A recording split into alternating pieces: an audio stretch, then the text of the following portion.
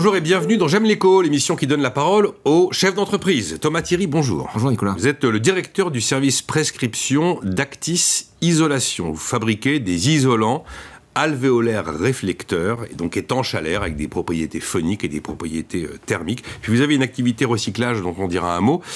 Vous avez deux produits phares, hein, celui pour l'aménagement intérieur qui s'appelle Ibris, c'est la marque du produit, et le Triso toiture, c'est pour les toitures inclinées. Celui qui n'a jamais entendu parler des isolants réflecteurs alvéolaires. De quoi s'agit-il? Ce sont des isolants pour le bâtiment. Donc, c'est des isolants qui permettent d'isoler. Moi, je connaissais la laine de verre, je connaissais... Voilà, mais... c'est une autre famille de produits. Et en fait, historiquement, il y a toujours eu des isolants qui existaient traditionnels, dont vous venez de parler d'une famille. On est une nouvelle famille de produits basée sur l'innovation, une technologie... et justement, c'est quoi cette technologie? C'est une technologie de famille de produits, vous la verrez, on vous la montrera. Ça me fait un peu teasing. Venez voir sur notre site internet, ou venez voir notre entreprise. C'est des isolants à base de pliage, de mousse polyéthylène recyclée et des films aluminisés qui sont des isolants réflecteurs qui ont des très bonnes propriétés thermiques, acoustiques, étanchéité à l'air, vous l'avez dit, et un très bon bilan environnemental pour tout ce qui est partie recyclage. Bilan environnemental. Il se trouve qu'on passe de la RT, la réglementation thermique 2012, à la RE 2020, la réglementation énergétique, environnementale, pardon. Vous répondez à ces nouvelles normes? Oui, exactement. Vous êtes déjà RE 2020 compatible? Alors, absolument, c'est le sujet. D'ailleurs, un isolant aujourd'hui, vous l'avez dit vous-même, vous connaissiez une famille de produits, un isolant, il se doit d'isoler le bâtiment. Jusque-là, rien de sorcier, mais avec la réglementation environnementale qui arrive, il se doit aussi d'avoir un bilan environnemental le meilleur possible du marché. C'est-à-dire, on a plusieurs familles de produits qui existent, les familles des isolants biosourcés et la famille des isolants circulaires. Et nous, c'est pour ça dont on vient d'en parler, la famille d'isolants circulaires recyclés. Donc circulaire, c'est l'idée de l'économie circulaire, c'est complètement, ça, hein. Même upcyclable avec la certification Cradle to Cradle. Je vais y revenir, Cradle to Cradle, c'est du berceau au berceau. Et effectivement, il y a toute l'idée de l'économie circulaire. Alors, vous soulignez deux points qui ont retenu mon attention. Et là, je veux que vous m'expliquiez. Et là, je vous cite d'ailleurs, le marché de l'isolation n'a pas évolué ni innové depuis plus de 100 ans.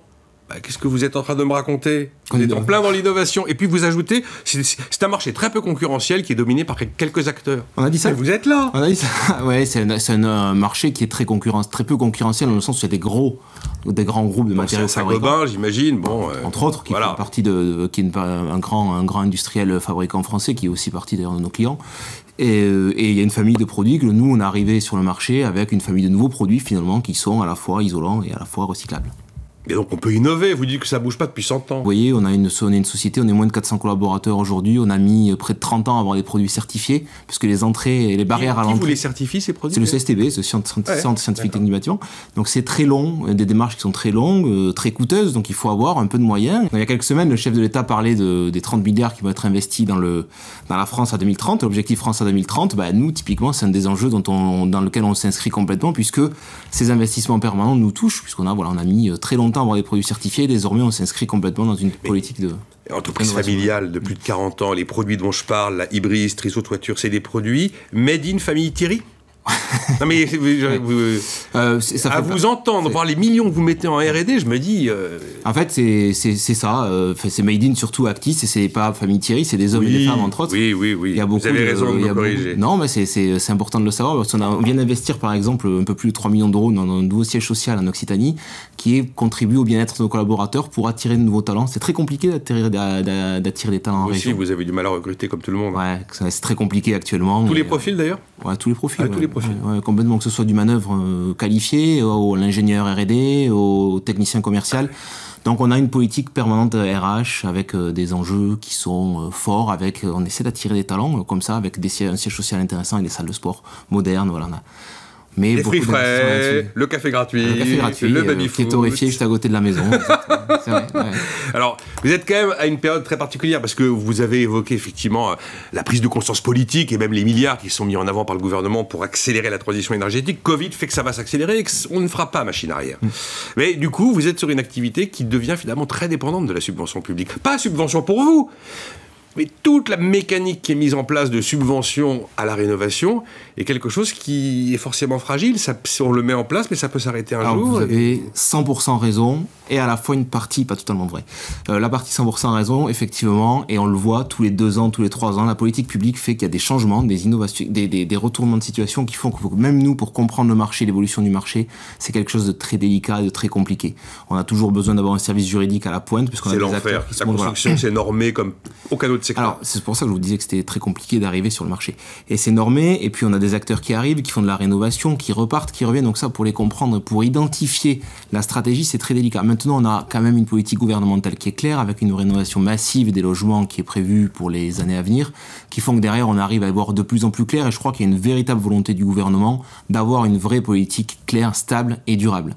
Après, on a aussi un autre enjeu, et c'est un des enjeux aussi sur lequel on répond, c'est qu'on travaille aussi sur d'autres marchés, les marchés du neuf par exemple, du tertiaire, qui sont des marchés qui sont moins soumis à la politique publique, puisque ce sont des marchés qui ne sont pas du tout subventionnés, qui font que derrière, en plus, c'est une stratégie intéressante pour nous, puisque ça nous permet de nous différencier et d'avoir finalement des billes dans plusieurs paniers, et en fonction des évolutions marché, d'avoir une stabilité d'entreprise et de chiffre d'affaires. Et toujours avec des solutions qui sont performantes, innovantes, intéressantes pour nos clients. En fait, l'avenir est plutôt bien pour vous, ouais. plutôt beau. Ouais. Je vous sens super optimiste. Non, mais c'est vrai, je me dis que vous dites, et vous avez raison, on est sur une dynamique de long terme, c'est pas quelque chose qui va s'arrêter en 2023. Oui, quoi. Puis on est optimiste, on investit massivement, on investit 32 millions d'euros dans des nouveaux outils industriels, toujours pour l'amélioration continue de nos produits, de nos matériaux, pour le bénéfice de nos clients. Donc on se doit d'être optimiste, on est obligatoirement optimiste quand on investit tant d'argent. Bon, l'isolant alvéolaire réflecteur, c'est une grande particularité d'Actis Isolation. Et puis il y a le cradle to cradle, du berceau au berceau, l'idée du recyclage. Qu'est-ce que vous avez voulu faire? Comment ça fonctionne? C'était un peu la question précédente quand vous parliez de la réglementation environnementale. On a voulu... Mais ça, c'est un choix d'Actis. C'est pas quelque chose qu'on vous a imposé. Oui et non. C'est un choix d'Actis, mais on a un enjeu également sociétal, ce que je vous disais tout à l'heure, c'est-à-dire qu'on a besoin de prouver et d'expliquer pourquoi nos isolants ils sont vertueux. Et le fait d'avoir un produit qui est certifié cradle to cradle, à ma connaissance, je crois le seul ou un des seuls du marché, fait que derrière, finalement, notre produit, au-delà d'être isolant, on peut dire, comme argumentaire, de dire que c'est un isolant qui va isoler pendant 50 ans le bâtiment, qui sera déjà issu du recyclage, et qui, au bout de 50 ans, pourra être démonté, recyclé pour en faire ou de l'isolant à nouveau, ou par exemple le siège sur lequel vous êtes assis aujourd'hui, Nicolas. Ça peut très bien être ça. Vos produits sont intégralement recyclés? À 100%, avec une partie recyclée de plus en plus importante, qui fait que derrière, nous, le slogan qu'on s'est donné à 5 ans, c'est de dire, par exemple, le plastique, on ne le met pas dans l'océan, on en fait de l'isolant. Voilà, c'est un des enjeux, parce que c'est avec des matériaux synthétiques et de plastique. Et c'est d'arriver à avoir une partie recyclable qui continue à monter en puissance pour en faire vraiment de l'isolant vertueux dans le bâtiment. Vous êtes convaincant. Merci. Vous êtes convaincant sur votre... Non, mais ils sont nombreux à en parler. Bon. Alors, vous avez une dernière particularité, c'est que vous êtes basé à Paris, mais l'entreprise est en Occitanie, un ancrage local, et j'ai eu l'impression, en essayant de comprendre un peu qui vous étiez, que vous y tenez beaucoup.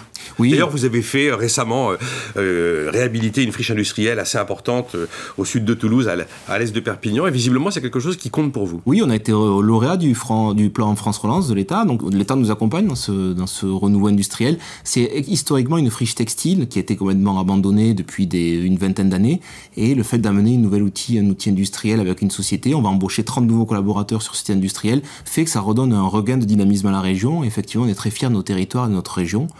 On a toujours grandi dans cette région-là, ça fait 40 ans qu'on est implanté là-dedans, que nos usines sont là, et on fait cette entreprise-là. Vous disiez tout à l'heure, est-ce que c'est un capital made in famille Thierry? Non, c'est vraiment un capital finalement made in Occitanie, avec un renouveau qui fait que derrière, on a continué à se développer et à grandir. Elle est très belle l'histoire. Non, vraiment. Et puis vous la racontez bien, vous la connaissez, c'est une histoire de famille. Bravo, merci d'avoir été avec nous. Merci. Thomas Thierry, donc le directeur du service prescription d'Actis Isolation, avec son isolant alvéolaire réflecteur RE 2020, Cradle to Cradle, avec des propriétés phoniques et acoustiques. Et thermiques. Merci. Et thermiques. Oh là là là. Je connaissais presque comme elles sont par cœur. C'est pas mal. Merci beaucoup. Merci.